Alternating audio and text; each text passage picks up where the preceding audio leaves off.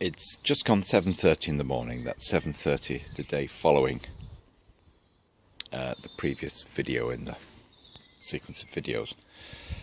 So I've lifted the track and peeled off the cling film, and the mortar now is in a dangerous state in that it's not quite hard. It's, should I say, fragile. But that does mean that I'll be able to remove the ridges caused by the sleepers, because I'm not wanting to key the track in at this stage with this cement. I want to allow room for movement and room to potentially change the track, although the back run of track is a bit wiggly and bent. If I clean the channel out a little, then that should allow me to replace track at a future stage. However, I'm hoping with a bit of cleaning up, we'll have a firmer basis for crossing the track here. Not sure how much of this you will see. I think I've said before that I started off by putting concrete down to make the basic bed, and then cement or mortar on top. I get worried at this stage that maybe it's too sandy, because it feels a bit sandy, and also because it's concrete. You can see the sort of raggy holes in there, and the fact that there are still ridges just there. That's because I'm down to the well, there's gravel in it, and so you can't smooth it out as well. This part down here is more of the cement or mortar mix, and therefore can be smoothed out. But I was filling in here with a concrete mix to start with to provide a bed. So this isn't just a mortar screed on top of stones or something else. It's on top of what was still moist concrete. Well, I think it's possible to see that I've taken a few of the ridges out and troweled it off a little bit.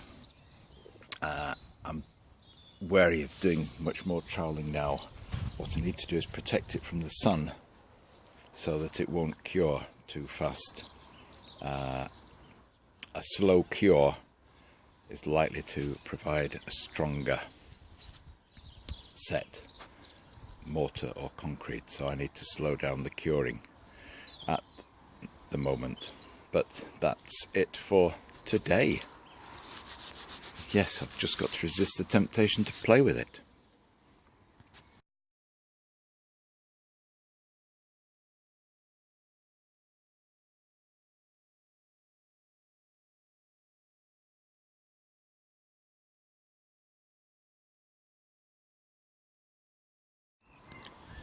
Right, the Barrow crossing.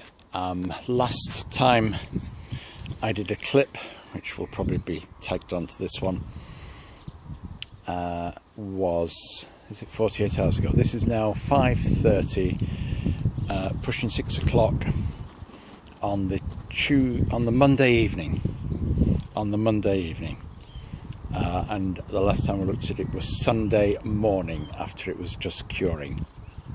Now, it was a weak-ish mix, not high cement content, and therefore it's possible to still scrape away at the cement. The problem of the concrete bit is there are pebbles in it, you can't do much. So now I've put the track back together in a fashion, and yes, this is the Barrow crossing, as it were, as I'm calling it. Walk round.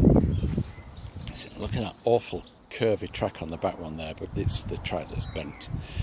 And what I can do now is, before it really cures and hardens, I think it's soft enough for me to scrape away, and this is me now standing on it, but as I'm walking over it, or as I put Barrow over it, the track is held by the ridges, and we can come down here and you can see the ridges of the cement, which I hope are hard enough to withstand something and the potential is there to put a piece of wood in between the track if we wanted. A little bit better than it was before, fully exposed. Okay, I'm going to have a little go before it fully cures at just making sure that track will sit reasonably well in that concrete channel. So test loco.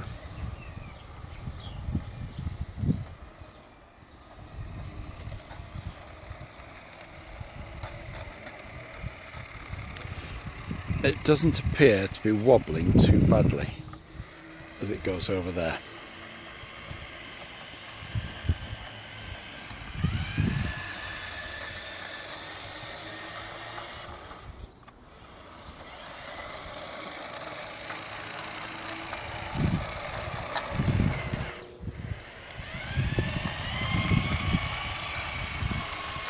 Looks fairly smooth. I'm amazed.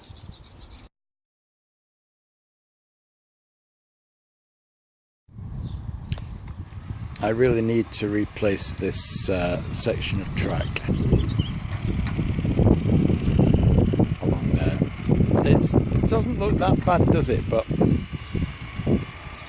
you know what? It's okay there. It's along there. What it is I made that length of track out of 2 separate rails and 10 sleeper lengths of slide-on sleeper, and this is not the bendy, springy, flexible track. This is the stuff you bend to size with a rail bender. I've only got a single rail bender, and in the process it's become kinked.